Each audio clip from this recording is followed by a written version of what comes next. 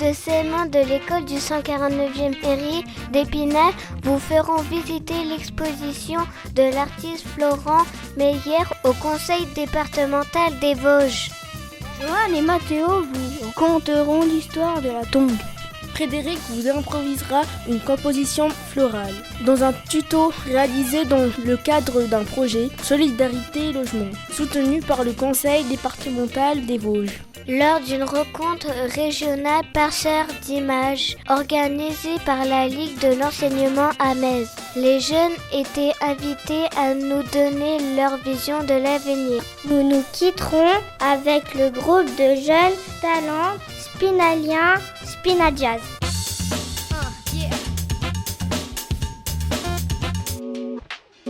L'artiste qui le tue, il est en train de placer ses tableaux dans l'espace. Nous sommes allés au conseil départemental des Vosges, où étaient exposés les tableaux de Florent Meyer.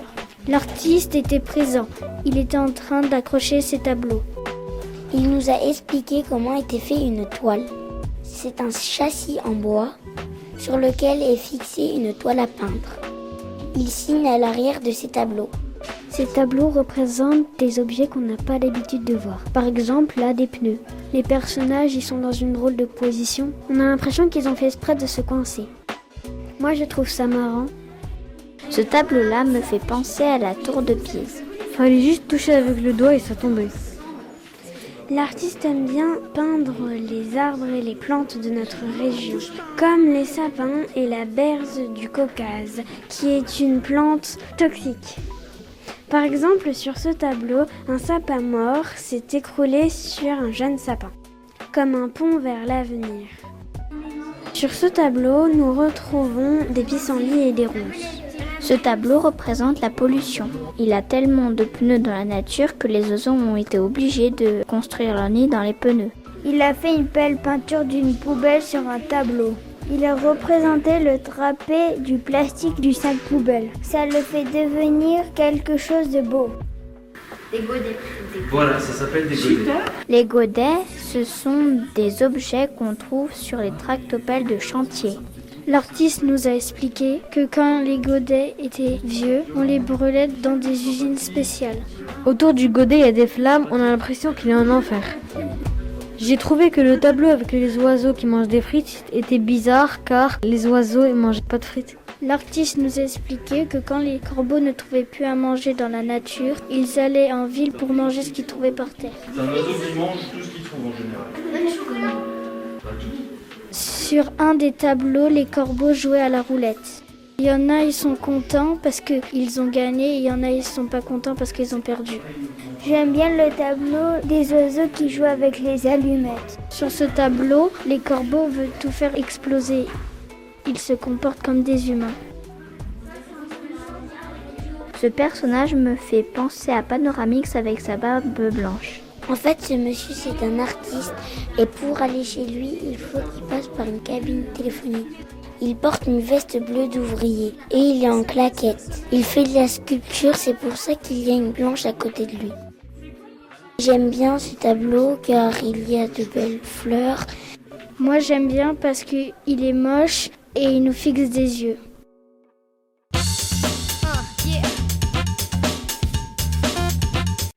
Je suis la tongue, tongo, / savate de doigts, claquette ou encore bouboune. La chaussure formée d'une semelle sur laquelle sont fixées 2 brides en Y qui séparent le gros orteil du reste des orteils du pied. On retrouve des preuves de l'existence des premières boubounes dans la première dynastie du premier pharaon Namérer vers 3200 avant Jésus-Christ.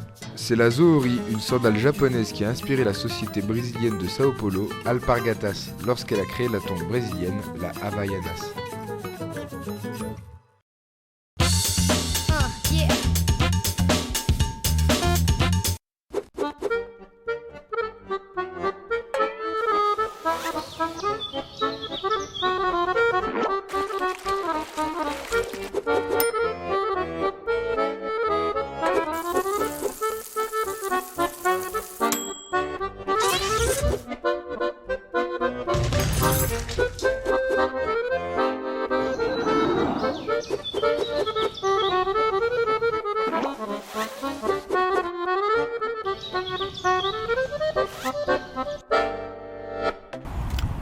je m'appelle Frédéric.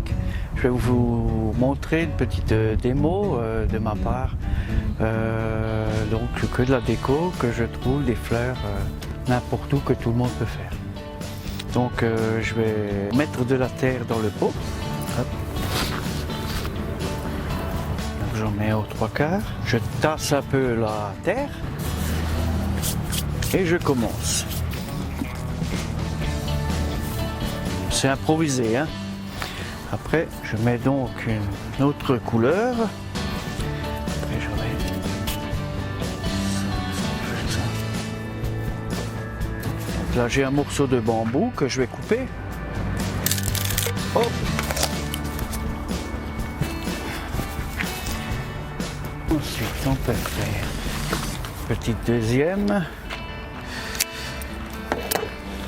Donc pour varier les hauteurs, c'est sympa parce que ici on a du court et on peut faire du haut. Alors c'est pas beaucoup plus haut, mais on peut faire ça par exemple.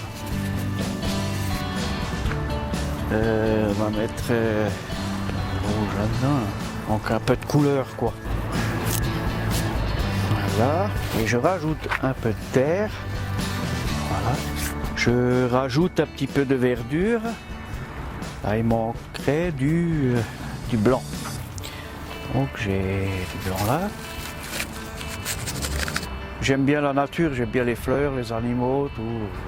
Donc j'ai commencé ça pour offrir à ma copine des petits bouquets, des petits arrangements. Et puis ça me fait plaisir en fait. C'est une idée qui m'est venue comme ça, qui est sympa, je trouve. Voilà.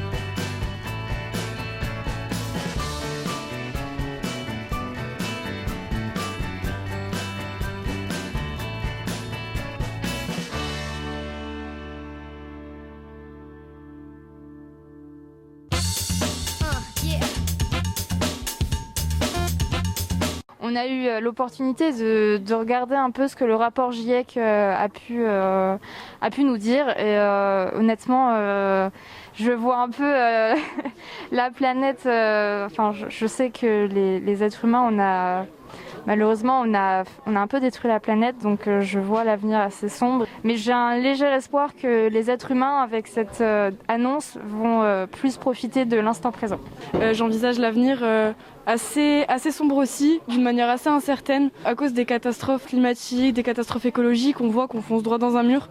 Donc j'ai très peu d'espoir, que ce soit pour les générations futures et même à la limite pour la nôtre. Donc j'envisage le futur assez sombre en fait, voilà. J'ai peur et pour mes enfants, pour moi aussi, pour ma carrière professionnelle, l'environnement, et j'essaie d'être optimiste mais c'est pas facile et c'est assez politique. Je pense comme question, c'est assez flou et ça fait peur, oui. Ça reste très flou, que ce soit professionnellement ou même par rapport aux enjeux écologiques actuels, mais moi je garde bon espoir en vrai. Il faudrait quand même, entre guillemets, une grosse catastrophe pour faire bouger les choses. Et je sais que même niveau technologie, j'ai beaucoup d'espoir. Enfin, j'ai vu qu'ils ont fait tomber de la pluie artificielle à Dubaï avec des drones. Ce qui est, pour moi, c'est incroyable et je sais qu'ils peuvent faire des choses quand même niveau climatique. Du coup, moi, je suis quelqu'un qui joue beaucoup en réalité virtuelle en fait, avec des casques VR. Et j'ai vu qu'ils vont sortir beaucoup de choses. Du coup, je suis très très impatient de voir ce qu'ils vont sortir en plus. Et du coup, j'attends l'avenir avec grande impatience. Je pense que ces 10 prochaines années ou ces 20 prochaines années vont être riches en événements et en changements. Par exemple, dans la manière de sortir, de faire ses courses ou dans les interactions sociales. Aussi, dans notre rapport avec l'environnement, il va falloir faire beaucoup plus attention à notre manière de vivre. Ouais, je pense que ça va être beaucoup de choses à réapprendre et des choses nouvelles à découvrir.